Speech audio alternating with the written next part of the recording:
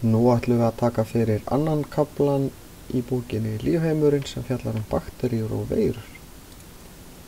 Bakteríur eru einfrumungar gerður úr einni frumu og aldrei fleiri en nákvæmlega einni frumu.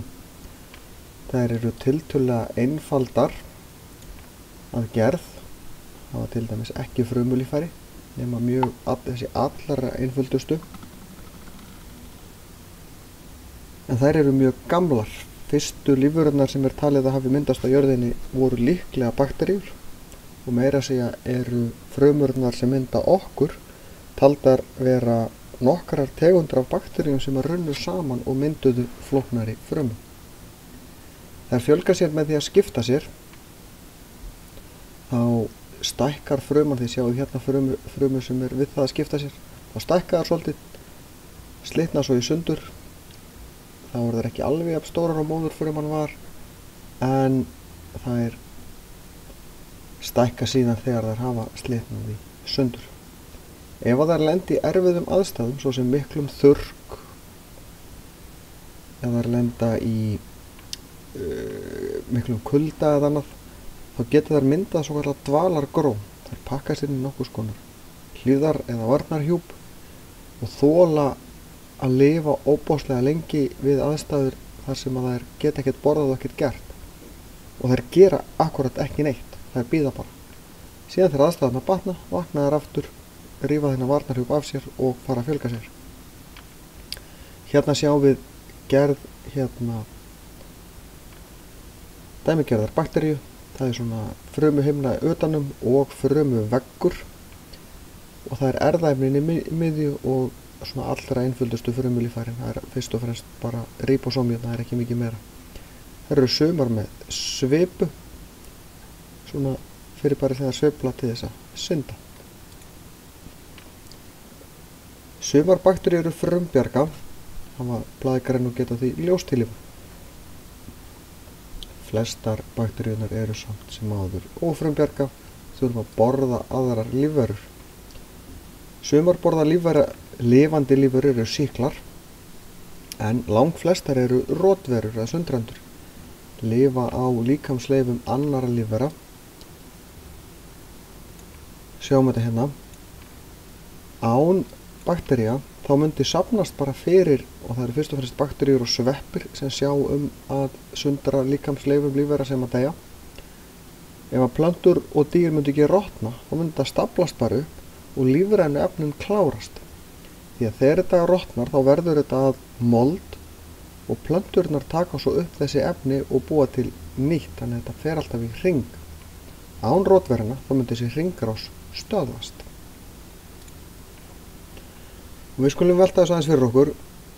Það kannast margir við að hafa verið að borða pizzu og gleyma kannski pizzunni í pizzukassanum á sófaborðinu eftir að hafa verið að horfa á skemmtilega mynd. Koma svo daginn eftir og fá sér bita. Eða jafnvel bara kvöldið eftir. Og við skulum skoða þetta. Bakteríur við kjöraðstæður.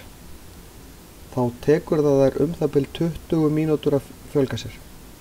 Það er að segja fyrir eina bakteríu að skipta sér og verða að tveimur. Það þýðir að fjöldin tvöfaldast á 20 mínútna fresti. Þessar aðstæður koma nú kannski ekki endilega upp í pizzakassanum hjá okkur. Það er ekki nóg, ekki nema að þið gleymið pizzakassanum bara við hliðina á ofni eða eitthvað. En við skulum bara ímynda okkur að það sé þannig. Og eftir 20 mínútur eru þarna 2, eftir 40 mínútur 4, eftir 1 klukkustund 8 og svo framvegis. Eftir 4 klukkustundir eru það 4000. Eftir 8 klukkustundir tæpar 17 milljónir. Og þið sjáðu, hér er bara rétt að verða komin morgun. Og að spá í hvernig þetta skulum gefa okkur því vakni kannski svona, farið að sofa kannski 11 og vaknið 12 tímum síðar. Þá eru þetta orðnir 79 milljarðar. Og halda áfram einhvern tíðan eftir hádegið. Sjáu hvernig talan stækkar og stækkar. Þetta eru orðnar tölur sem ég kann ekki að nefna einu sinni lengur. Og að skoða þessa síðustu. Þetta er til 24 klukkustundir og þið munið, þetta var ein baktería í byrjun. Hvað ef það voru bara 500 eða 1000 bakteríur á pitsunum? Áður en þið fáið kast yfir þessu, þá ætla ég nú að leiðrétta eitt. Þetta getur ekki gerst svona í raunveruleikanum. Því að ef að bakteríurnar fjölga sér svona, þetta getur alveg gert svona hér í byrjun. En síðan fara þær að mynda hauga. Þannig að það eru, til þess að þetta geti gerst, þá þurfa þær að vera allar í kjör aðstæðum stöðugt. En það er lenda inn í haugnum af bakteríum og geti ekki allar verið að borða. Því að það er bara ekki pláss fyrir allar til þess að borða. Þannig að þetta gerist nú ekki alveg svona, en þetta gerist nú ansi hratt ef aðstæður eru góður. Og hvert er ráðið til þess að koma í veg fyrir þetta? Og henda pitsun í box eða poka og henda þið inn í ískap. Þá minnkiði líkurnar á ykkur og svona verulega. Sýklalyf eru notuð til þess að berjast við bakteríusýkingar. Sýklalyfin brjóta niður frumuvegginn oft og gera þær varnarlausar. En bakteríur eru einnig ábyrgar fyrir því að það kemur svitalegt á okkur og andfýla. Og það sem að skemmir í okkur tennurnar er ekki sykurinn beint, heldur efni sem að bakteríur og sýra sem bakteríur gefa frá sér sem borða sykurinn.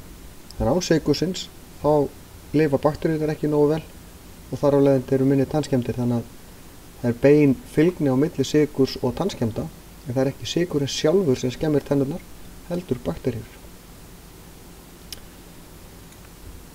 Þegar við kælum matvæli, þá hægjum við á líkamsstarfsemi bakteríunum, þær verða nær óvirkar ef að hitinn er komið niður undir frostmark.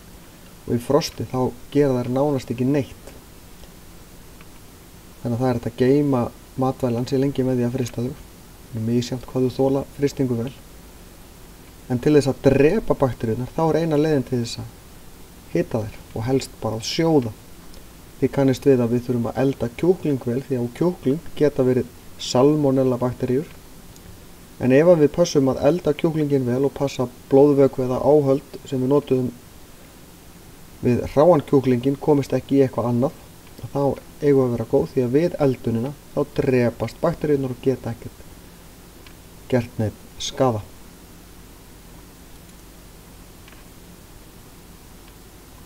Bakteríur eru hjálplegar í ræktun nytjamatvæla. Þær hjálpa til við að gera jarðveg frjósamari, við skoðum það eftir smástund. Þær eru líka notaðar til þess að búa til osta og AB-mjólk. AB-stafirnir þetta tákna 2 tegundir af lifandi bakteríum sem eru í AB-mjólk og eru hjálplegar við meltingu.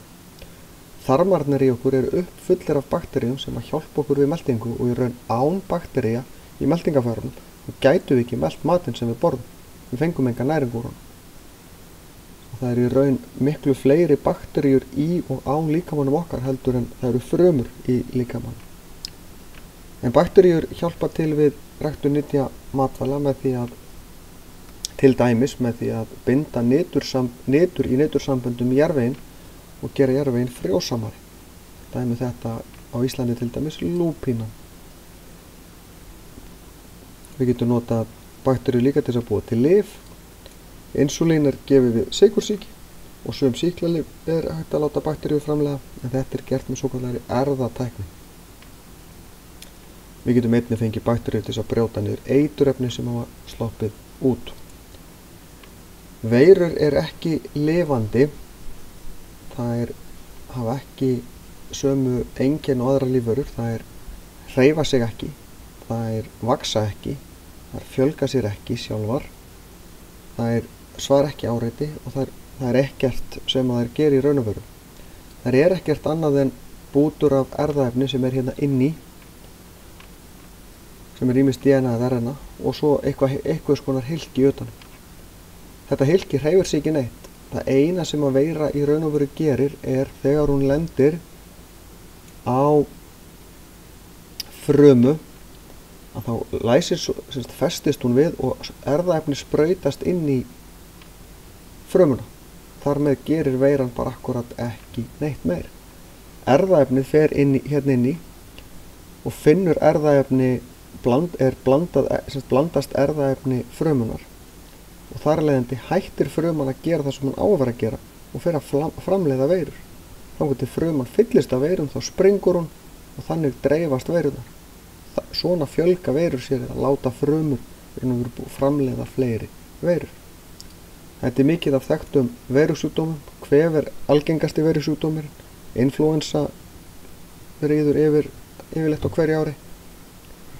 Þekktasta svona inflúensu faraldurinn síðustu 100 árin eða rúmlega það er sennilega spænska veikin fyrir rétt tæpum 100 árum síðan.